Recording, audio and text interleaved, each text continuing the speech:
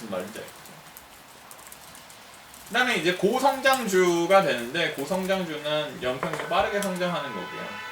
이 20%에서 25%의 성장에 대한 감을 잡을 때는 워렌 버핏을 계속 떠올려야 되는데, 워렌 버핏 수익률이 막 어떻게 계산을 하는가에 따라서 20%가 안 되는 한 18%부터 한 25% 사이로 얘기를 해요. 그러니까 지금 18%에 더 가까울 수도 있는데, 최근에 몇 년 동안 약간 어려움을 겪어서 약간 그 수익률이 계속 변하니까요. 누적해서 바뀌는 거라서.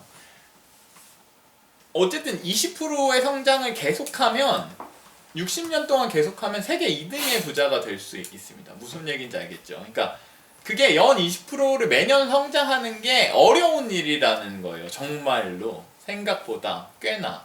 무슨 얘기인지 이해되죠? 그 연 성장률에 대한 인식은 그렇게 해야 되고요. 우리가 네, 그렇죠. 그 다음에 이제 경기 민감주는 제가 이제 10년, 20년을 보라고, 그러니까 수치를 봐야 된다라고 한 거가, 그러니까 보통 조선이나 반도체 같은 것들로 그런 걸 했는데, 그러니까 고퍼에 사서 저퍼에 팔아라라는 얘기를 해요. 무슨 얘기인지 알아요? 그게 이렇게 되는 얘기입니다.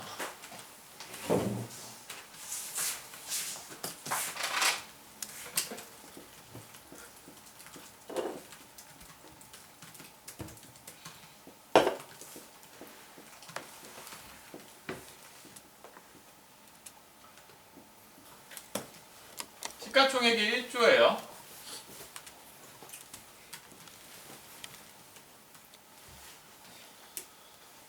이익이 1000억입니다.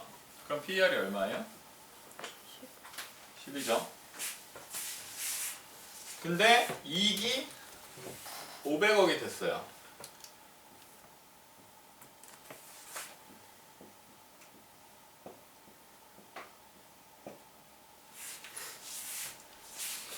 이러면 떨어지겠죠. 그쵸? 이익이 줄으니까요. 예를 들면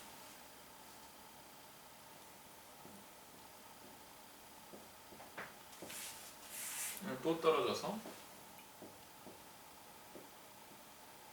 얼마예요? 17.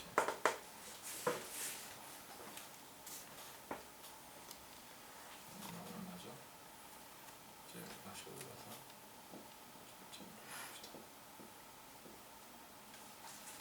오, 놀라워. 아직 완전히 고장이 나진 않았나. 무슨 얘기인지 알겠어요? 이렇게 이익이 사이클릭할 경우에 지금 이 시가총액으로 우리는 투자를 하잖아요. 무슨 얘기인지 알겠죠? 그럼 언제 사야 돼요? 17일. 네? 17일.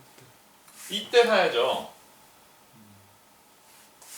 고포에 사서 저포에 팔아라가 저포가 더 좋은 것 같은데 이익이 사이클릭한 경우엔 이런 식으로 발생을 하는 얘기예요. 무슨 말인지 알겠죠? PER보다 이익 변동성이 워낙 크기 때문에 이익 변동성으로 투자를 해야 된다는 얘기입니다. 고포에 사서 저포에 팔아라가 아니라 그냥 이익이 올라가는 사이클을 사야 된다라는 얘기예요. 그게 이익이 바닥을 찍었을 때가 제일 쌀 때라는 거죠. 무슨 얘기인지 알겠죠? 이 기본적으로 이게 사이클릭하다는 얘기를 해야 되는 건데 실제로는 이 사이클이 얼마나 정확한지를 몰라요. 무슨 말인지 알겠죠? 약간 그러니까 예를 들면 이게 그냥 사이클릭한 투자가 이러면 투자하죠.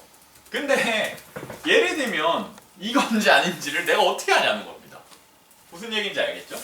혹은 이렇게가 긴지 아닌지. 그래서 저는 사이클릭한 투자 별로 안 좋아하는데 무슨 얘기인지 알겠죠? 이 주기를 계산을 해서 자기가 주기를 진짜 맞출 수 있으면 이 투자만큼 쉬운 투자가 없어요. 저는 주기를 누가 맞출 수 있는지는 잘 모르겠지만 여러분들이 자신 있어서 길을 선택하면 말리진 않습니다. 무슨 말인지 알겠죠? 근데 턴어라운드 주는 이익이 이제 적자였다가 흑자가 되는 경우에 이제 기업이 급격히 좋아지는 가장 극명한 증거니까 엄청 증가한다는 겁니다. 근데 제 입장은 여전히 우리의 좋은 그러니까 투자의 정의가 뭐죠? 올바로 투자하려면 그러니까 주식해서 돈 버는 방법이 뭐예요? 좋은 기업을 아주 싸게 사는 거. 네, 맞아요. 고마워요. 맞아.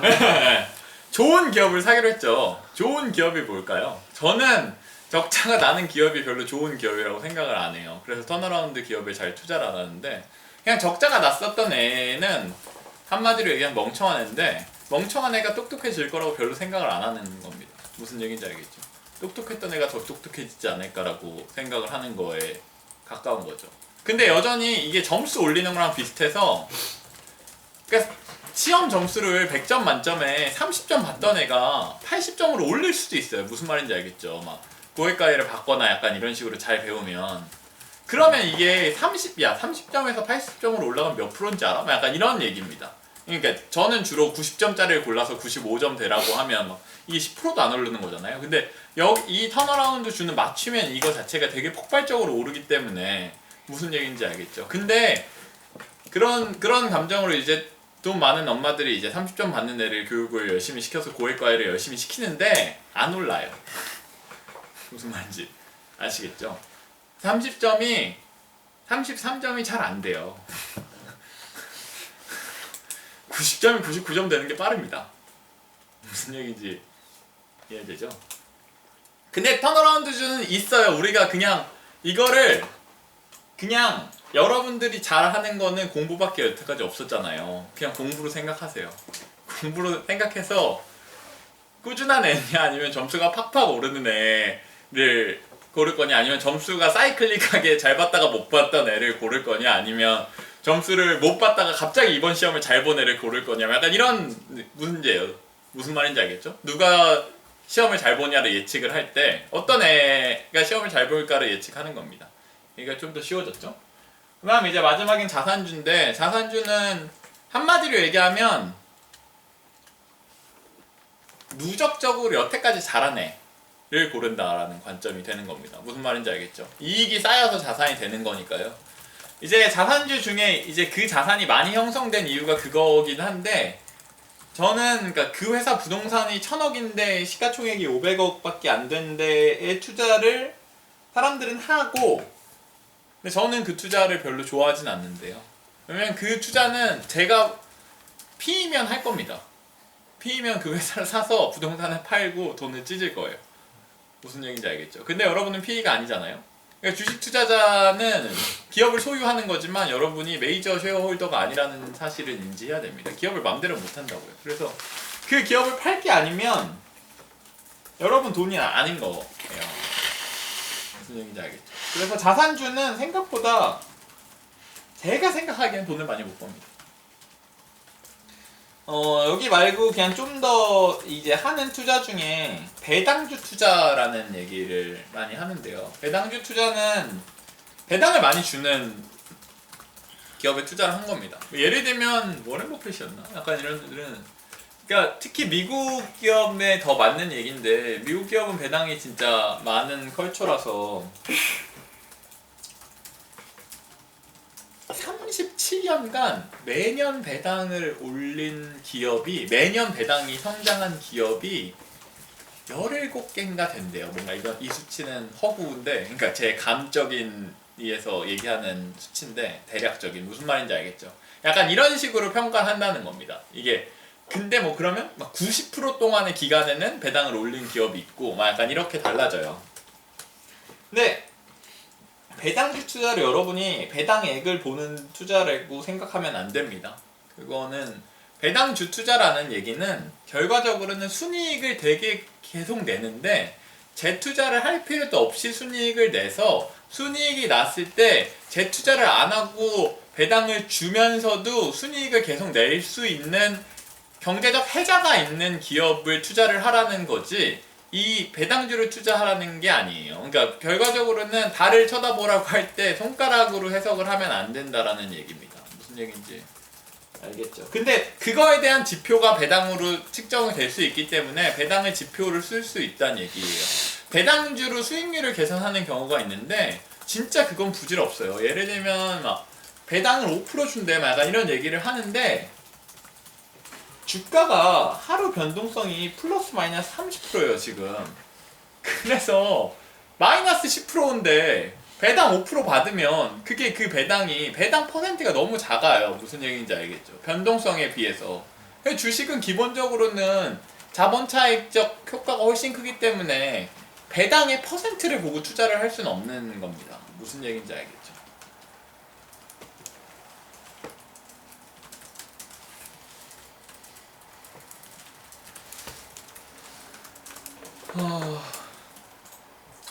한국에서 엄청 잘하고 있는 젊은 애 2명이 있어요. 젊은 애인데 뭐 저보다 나이 많지만 VIP 투자 자문이라고 서울대 스믹이라는 동아리 출신에서 둘이 만나서 둘이 같이 사업을 계속하면서 해서 수익률이 1등은 전혀 아닌데 투자자문사라는 이름을 가진 회사 중에는 수탁권 1등입니다. 그러니까 그런 금융기관 중에 이름은 되게 다양해서 그냥 세그먼트가 있는 건데 얘네가 1조 넘게 가지고 있고 막 네덜란드 그러니까 뭐 네덜란드가 아니라 뭐 북유럽이었던 것 같아. 북유럽 연기금 약간 이런 것도 유치하고 그냥 꾸준히 어느 정도 하고 있는 애들인데 그 사람이 쓴 책이 그냥 한국에 대한 책 중에서는 괜찮은 면이 있어서 이런데 뭐 내용을 저는 엄청 책을 추천하고 싶진 않고요. 여전히 시간이 많아서 다른 책을 다 읽었으면 읽을 수 있습니다.